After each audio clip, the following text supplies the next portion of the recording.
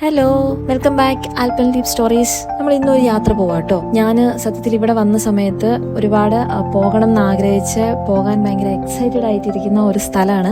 ജെറുസലേമിലേക്കാണ് പോകുന്നത്. ഇവിടുന്ന് കുറച്ച് പോകാനുണ്ട്. എത്ര ടൈം എടുക്കും എന്ന് എനിക്കറിയില്ല. ഗൂഗിൾ മാപ്പ് നോക്കി ഞാൻ ബസ്സെല്ലാം കണ്ടുപിടിച്ച് ഞാൻ അങ്ങനെ പോകാൻ വേണ്ടി നിൽക്കുകയാണ്. എൻ്റെ ഒരു ഫ്രണ്ടും ഉണ്ട് കേട്ടോ കൂട്ടത്തിൽ പോകാൻ വേണ്ടിയിട്ട്. അവൻ ജോബ് ചെയ്യുന്ന സ്ഥലത്ത് നിന്ന് ഡയറക്റ്റ് അങ്ങോട്ട് വരേയുള്ളൂ. ഞാൻ ഇവിടുന്ന് ജെറുസലേമിലേക്ക് ചെല്ലണം. അപ്പം ഞങ്ങൾ അവിടുന്ന് കാണുള്ളൂ. എനിക്ക് 2 ബസ് മാറി കയറാനുണ്ടായിരുന്നു. ഫസ്റ്റത്തെ ബസ് എനിക്ക് പ്രശ്നമൊന്നുമില്ല. ഞാൻ ഇവിടുന്ന് കയറി ഡയറക്റ്റ് ജെറുസലേം സെൻട്രൽ ബസ് സ്റ്റേഷനിലേക്കാണ് ഞാൻ എത്തിയിട്ടുണ്ടായിരുന്നത്. അവിടുന്ന് പിന്നെ അടുത്ത ബസ് പിടിക്കണമായിരുന്നു. എനിക്ക് ഡയറക്ഷൻ കണ്ടുപിടിക്കൽ ഭയങ്കര പ്രശ്നമാണ്. ഇടത്തോട്ട് പോകേണ്ടതിന് വലത്തോട്ടൊക്കെ ആയിരിക്കും പോവുക. ഇന്നും അതേപോലെ തന്നെ സംഭവിച്ചു.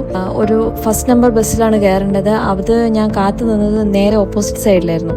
ഒരു ബസ് വരുന്ന കണ്ടിട്ട് ഞാൻ വേഗം പോയിട്ട് ചാടി കയറിയപ്പോൾ ആ ചേട്ടൻ എന്നോട് പറഞ്ഞു, ഈ ബസ്സല്ല, ഈ ഡയറക്ഷൻ അല്ല, ഓപ്പോസിറ്റ് ഡയറക്ഷൻ ആണെന്ന് പറഞ്ഞ് എന്നെ പറഞ്ഞു വിട്ടു. അങ്ങനെ പിന്നെ അവിടെ എല്ലാം നിന്ന് ലാസ്റ്റ് ഞാൻ സ്ഥലത്തെത്തി. അതേപോലെ പ്രശ്നമുള്ളൊരു കാര്യമാണ്, എനിക്ക് കറക്റ്റ് സ്റ്റോപ്പിൽ ഇറങ്ങാൻ കിട്ടില്ല. ബസ്സിൽ സ്ഥലം എഴുതി കാണിക്കുന്നുണ്ടെങ്കിലും എനിക്കത് കൺഫ്യൂഷനാണ്. ഞാൻ എൻ്റെ ഗൂഗിൾ മാപ്പ് ഓപ്പൺ ചെയ്ത് വെച്ചിട്ടുണ്ടെങ്കിലും എനിക്ക് കൺഫ്യൂഷനാണ്.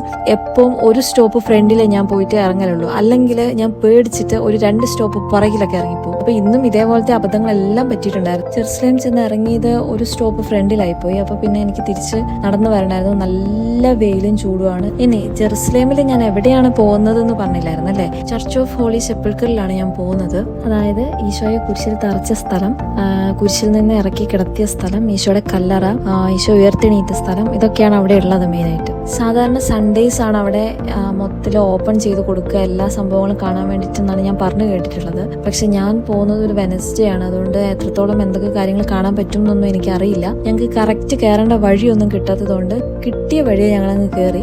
ഇതാണ് എൻട്രൻസ്. നമുക്ക് അതിൻ്റെ ഉള്ളിലേക്ക് കയറേണ്ട വഴി ഇനിയാണ് കിടക്കുന്നത്. പക്ഷെ നിങ്ങൾ വിചാരിക്കും ഇവിടുന്ന് അങ്ങ് കയറുന്ന പാടെ ഞാൻ നേരത്തെ പറഞ്ഞ കാര്യങ്ങളൊക്കെ കാണുന്നു. പക്ഷെ അല്ല, ഒരു കുഞ്ഞു മാർക്കറ്റാണ് ഇതിൻ്റെ ഉള്ളിലേക്ക് ഫുള്ളുള്ളത്. കുറേ സ്ഥലത്തേക്ക് ഇതിങ്ങനെ കിടക്കുകയാണ്. എല്ലാ ഐറ്റംസും ഉണ്ട്.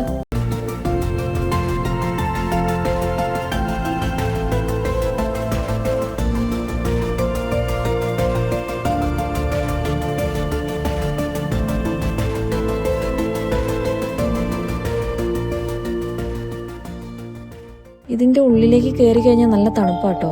ഭയങ്കര നല്ലൊരു ആംബിയൻസും നല്ല തണുപ്പുമാണ്. ഞങ്ങൾ പുറത്തത്തെ നല്ല ചൂടിൽ നിന്ന് ഞങ്ങൾ ഉള്ളിലേക്ക് കയറിയപ്പോൾ ഞങ്ങൾക്ക് സത്യത്തിൽ ഭയങ്കര ആശ്വാസം ഫീൽ ചെയ്തു. കറക്റ്റ് സ്ഥലം കണ്ടുപിടിക്കാൻ ഞങ്ങൾ നല്ലോണം ബുദ്ധിമുട്ടി. അവിടെ എഴുതി വെച്ചിട്ടുണ്ടായിരുന്നു ഹോളി സെപ്പൽക്കർ എന്ന് പറഞ്ഞ്. ഞങ്ങൾ ആ റൂട്ട് ഞങ്ങളിങ്ങനെ വെറുതെ നടന്നു നോക്കി. കയറ്റമാണ്, ഫുള്ള് സ്റ്റെപ്സും കുറച്ച് കയറ്റമാണ്. അപ്പം സത്യത്തിൽ മടുത്ത് ഞാൻ. അതിൻ്റെ കൂടെ എൻ്റെ ഷൂ എനിക്ക് കുറച്ച് ടൈറ്റാണ്.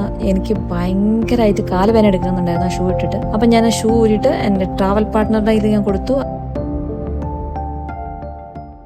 ഞങ്ങൾ കുറച്ച് സമയം അവിടെ ഇരുന്ന് കഴിഞ്ഞപ്പോൾ ഒരു മണിയടി സൗണ്ട് കേൾക്കുന്നുണ്ടായിരുന്നു. അപ്പോൾ തോന്നി മിക്കവാറും ആ മണിയടിക്കുന്ന ഏരിയയിലായിരിക്കും ഞങ്ങൾ പോകാൻ ഉദ്ദേശിച്ച സ്ഥലം എന്ന് ഞങ്ങൾക്ക് തോന്നി. പിന്നെ ആ മണിയടി സൗണ്ട് തപ്പിയ പിന്നെ ഞങ്ങൾ അങ്ങനെ അങ്ങ് നടന്നു. അവിടെ ചെല്ലുമ്പം കുറേ രൂപങ്ങളും കൊന്തയും അങ്ങനത്തെ സാധനങ്ങളൊക്കെ ഉള്ള ഷോപ്സ് ഞങ്ങൾ കണ്ടു. അപ്പം ഞങ്ങൾക്ക് ഏകദേശം ഉറപ്പായി ഇതിൻ്റെ അടുത്ത് തന്നെയാണ് എന്നുള്ളത്. നമ്മൾ ഈ മണിയടി സൗണ്ടും കേട്ട് അവിടെ എത്തിയപ്പോൾ നമുക്കൊരു മലയാളി ചേച്ചീനെ കൂട്ട് കിട്ടിയിട്ടോ. ആ ചേച്ചിയും കൂടെ ഉണ്ടായിരുന്നതുകൊണ്ടാണ് ഞങ്ങൾ കറക്റ്റ് സ്ഥലത്ത് അപ്പോഴെങ്കിലും എത്തിയതെന്ന് എനിക്ക് തോന്നുന്നുണ്ട്. ഫൈനലി നമ്മൾ സംഭവം കണ്ടുപിടിച്ചിട്ടുണ്ട്.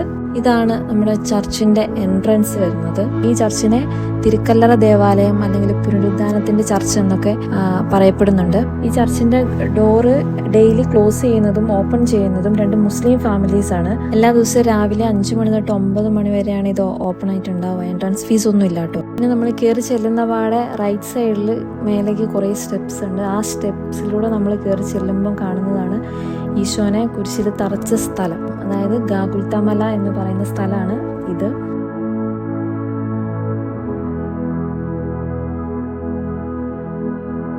ഇവിടെ നമുക്ക് പോയിട്ട് പ്രാർത്ഥിക്കാൻ പറ്റും കേട്ടോ. ആ ഒരു ടേബിളിന്റെ അടിയിലാണ് ഈശോയുടെ കുരിശ് ഉണ്ടായിരുന്നത്. നമുക്ക് അവിടെ കൈവച്ച് പ്രാർത്ഥിക്കാൻ പറ്റും. ഞാനും അങ്ങനെ പോയിട്ട് പ്രാർത്ഥിച്ചു.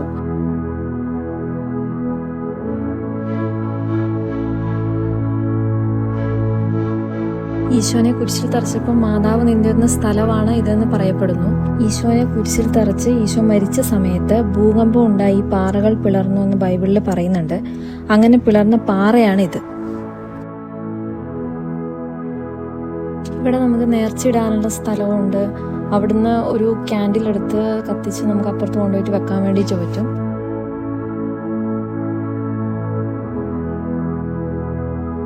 ഇത് ഈശോനെ കുരിശിൽ നിന്ന് ഇറക്കിയിട്ട് കിടത്തിയ സ്ഥലമാണ്.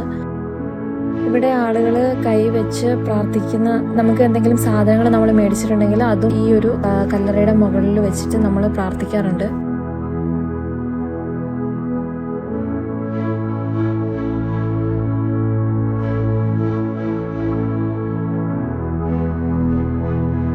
ഇതാണ് ഈശോനെ അടക്കിയ കല്ലറയുള്ള ഗുഹ. ഈശോ 3-ാം ദിവസം ഉയർത്തെഴുന്നേറ്റ സ്ഥലം. ഇതിനെ എഡിക്യൂൾ എന്നാട്ടോ പറയുന്നത്. ഇതിലെ ഗുഹയ്ക്കുള്ളില് ആണ് കല്ലറയുള്ളത്. ഈശോ 3-ാം ദിവസം ഉയർത്തെഴുന്നേറ്റതിനെ സൂചിപ്പിക്കുന്നതാണ് ഈ മുകളിലത്തെ ദ്വാരം ഉള്ളത്. കയറുമ്പോഴേ ഒരു കല്ല് ചില്ലിട്ട് വെച്ചിരിക്കുന്നത് കാണാം. അന്നത്തെ ഗുഹ അടയ്ക്കാൻ വേണ്ടിയിട്ട് ഉപയോഗിച്ച കല്ലിന്റെ ഭാഗമാണിത്. ഇനി നമ്മൾ ഈശോയുടെ കല്ലറയുടെ അടുത്തേക്കാണ് പോകുന്നത്.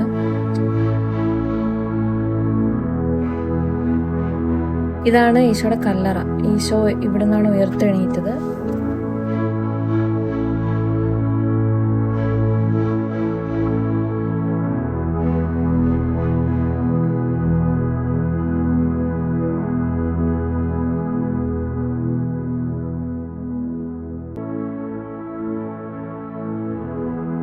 ഇവിടെ കാണുന്ന ഈ പാറ ഈശോനെ കുരിശിൽ തറച്ചപ്പോൾ ഈശോയുടെ രക്തം പാറ വഴി ഒഴുകി ആ രക്തം വീണ പാറയാണിതെന്നാണ് അറിയപ്പെടുന്നത്.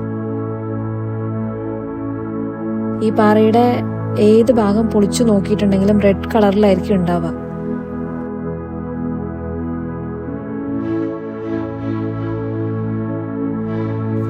ഇത് ഇവിടുത്തെ ഒരു ചാപ്പലാണ് കേട്ടോ.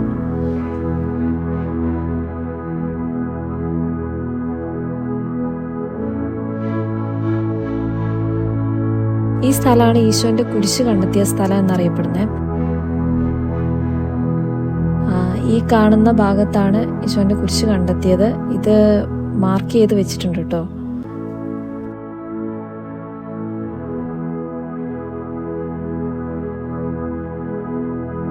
ഈശോനെ ചമട്ടികൊണ്ട് അടിക്കുമ്പോൾ ഉണ്ടായിരുന്ന പാറയാണിത്.